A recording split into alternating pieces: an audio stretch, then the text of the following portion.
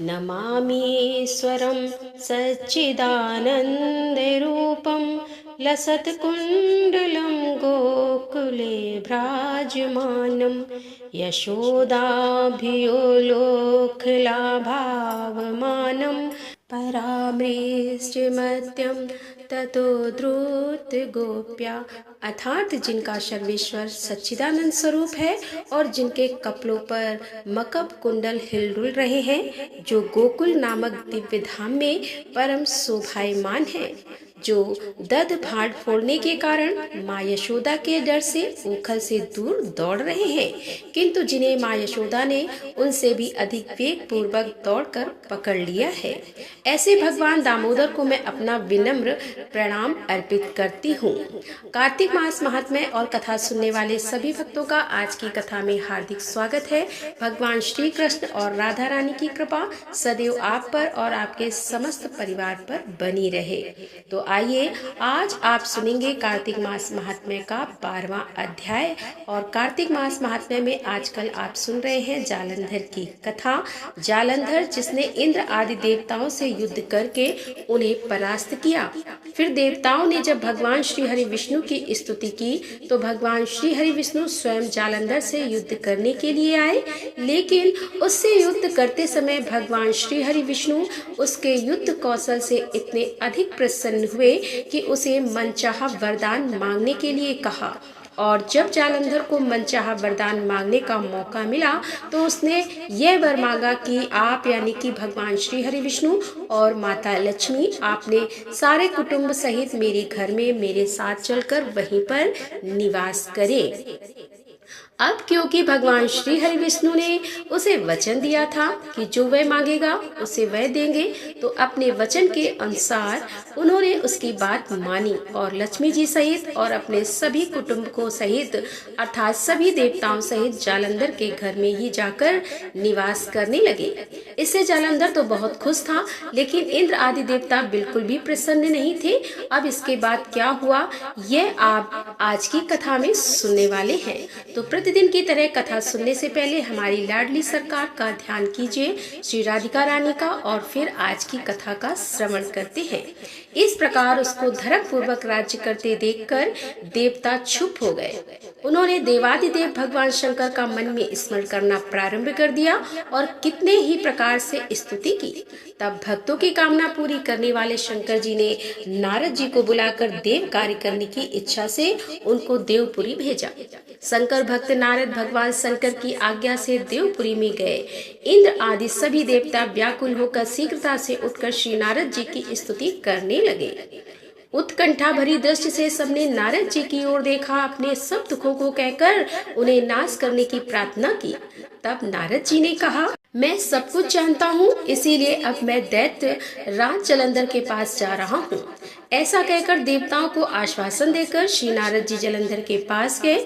जब श्री नारद जी जालंधर की सभा में आए तब जालंधर ने नारद जी के चरणों की पूजा करके हंसते हुए कहा, हे ब्राह्मण, कहिए आप कहाँ से आ रहे हैं और कहाँ पर आपने क्या क्या देखा है, यहाँ कैसे आए हैं? मेरी योग्य जो सेवा हो उसके लिए मुझे आज्ञा दीजिए। जालंधर के इस प्रकार के वचन सुनकर नारद जी प्रसन्न होकर बोले कि हे दानव, आज हे महाबुद्धिमान जालंधर, तुम धन्य हो, क्योंकि इस समय सब रत्नों के भोक्ता एक तुम ही हो। हे दैत्य श्रेष्ठ, अब आप मेरे आगमन का कारण सुनिए, जिसके लिए मैं आज यहाँ आया हूँ। हे दैत्यराज, मैं स्वेच्छा से कैलाश पर्वत पर गया था, जहाँ 10,000 योजन में फैला कल्प वृक्ष का वन है। वहाँ पर मैंने सैकड़ों कामधेनुओं को घूमते हुए देखा तथा यह भी देखा कि वह वन चिंतामणि से प्रकाशित परम दिव्य अद्भुत और सब स्वर्णम है। मैंने वहाँ पार्वती के साथ स्थित शंकर जी को भी देखा, जो सर्वांग सुंदर और वर्ण त्रिनेत्र और मस्तक पर चंद्रमा धारण किए हुए हैं। यह देखकर मुझे बड़ा आश्चर्य हुआ कि इनके समान समृद्धशाली त्रिलोक में कोई है या नहीं?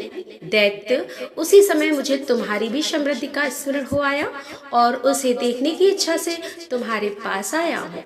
यह सुनकर जलंधर को बड़ा हर्ष हुआ। उसने नारद जी को अपनी सब समृद्धि दिखला दी। उसे देखकर देवताओं का कार्य करने में इच्छुक शिव प्रेरित नारद ने जलंधर की बड़ी प्रशंसा की और कहा कि निश्चय ही तुम त्रिलोकीपति होने के योग्य थे। तुम्हारे लिए ऐसा होना कोई विचित्र बात नहीं है। मैं देखता हूँ और तुम्हारे पास सब कुछ है, किसी बात की कमी नहीं है। ऐरावत, उच्च सवा घोड़ा, कल्प वृक्ष और कुबेर की निधि तुम्हारे पास है। मणियों और रत्नों के ढेर भी तुम्हारे पास लगे हुए हैं। ब्रह्मा जी का हंस युक्त विमान भी तुम्हारे पास है और जलोक, पाताल लोक, पृथ्वी पर जितने भी रत्न आदि हैं सब तुम्हारे ही तो हैं। मैं तुम्हारे इस प्रकार के रत्न ऐश्वर्य को देखकर बड़ा प्रसन्न हूँ, परंतु तुम्हारे पास कोई स्त्री रत्न नहीं है, इसीलिए तुम्हारा यह सब कुछ फीका है। तुम कोई स्त्री रत्न ग्रहण करो। नारद जी के इस प्रकार के वचन सुनकर दैत्य काम से व्याकुल हो गया। उसने नारद जी को प्रणाम करके पूछा कि ऐसी स्त्री कहाँ मिलेगी जो सब रत्नों में श्रेष्ठ हो। यदि ऐसा रत्न कहीं मिले तो मैं उसे अवश्य लाऊंगा। देवर्षि नारद बोले कि ऐसे रत्न तो कैलाश पर्वत पर योगी शंकर के पास ही हैं। उनकी सर्वांग सुंदर पत्नी देवी पार्वती बहुत ही मनोहर है। उसके समान सुंदरी मैंने आज तक नहीं देखी। शंकर से बढ़कर समृद्धिवान दूसरा कोई नहीं है। उसके इस रत्न की महिमा तीनों लोकों में कहीं पर भी नहीं है। तभी तो परम विरक्त आत्माराम शंकर भी उसके वश में हो गए हैं। देवर्षि नारद के उस दैत्य से ऐसा कहकर अन्य कार्य करने की इच्छा से आकाश मार्ग से चले गए। ओम क्लीम कृष्णाय नमः। और अब आप सुनेंगे कार्तिक मास की कथा। भगवान श्री कृष्ण के दामोदर लीला की बहुत सारी कथाएं शास्त्रों में वर्णित हैं। उनमें से एक कथा आपने कल की वीडियो में सुना। भगवान श्री कृष्ण और यशोदा मैया की और भगवान की दामोदर लीला का वर्णन भविष्य पुराण में कुछ इस प्रकार से किया गया है, जिसमें श्री कृष्ण और राधा रानी की कथा का वर्णन आता है। और आज आप सुनने वाले हैं भगवान श्री कृष्ण की दामोदर लीला की दूसरी कथा।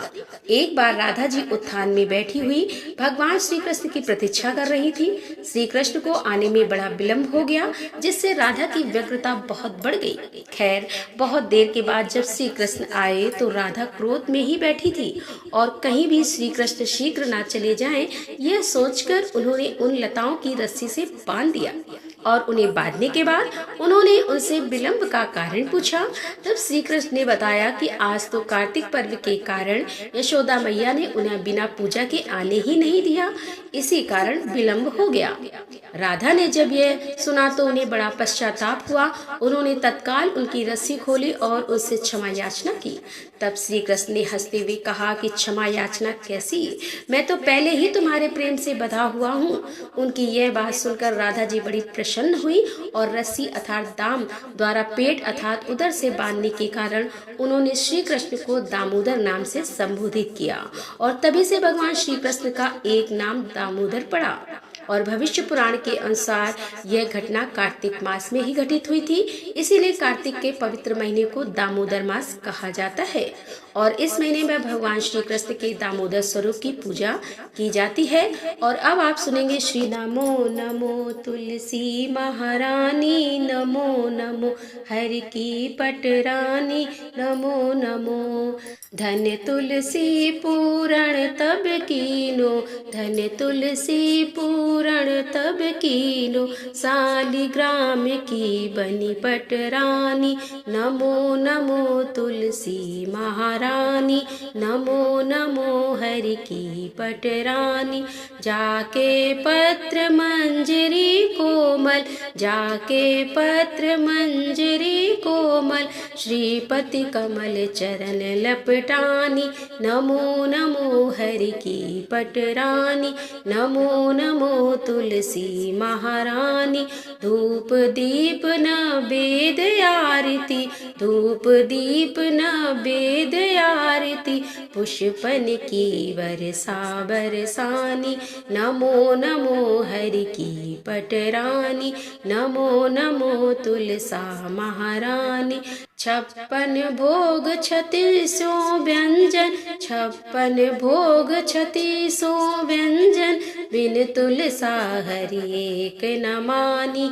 नमो नमो तुलसी महारानी, नमो नमो हरि की पटरानी। सभी सखी मैया तेरे यश गावे, सभी सखी मैया तेरे यश गावे। भक्ति दान दीजे महारानी, नमो नमो तुलसी महारानी, नमो नमो हरि की पटरानी। नमो नमो तुलसा महारानी, नमो नमो तुलसी महारानी, नमो नमो हरि की पटरानी। नमो नमो तुलसी महारानी, नमो नमो हरि की पटरानी। प्रेम से बोलिए तुलसी मैया की जय। कार्तिक के ठाकुर राई दामोदर की जय। राधे राधे। जय श्री कृष्णा। हर हर महादेव। जय भोलेनाथ की।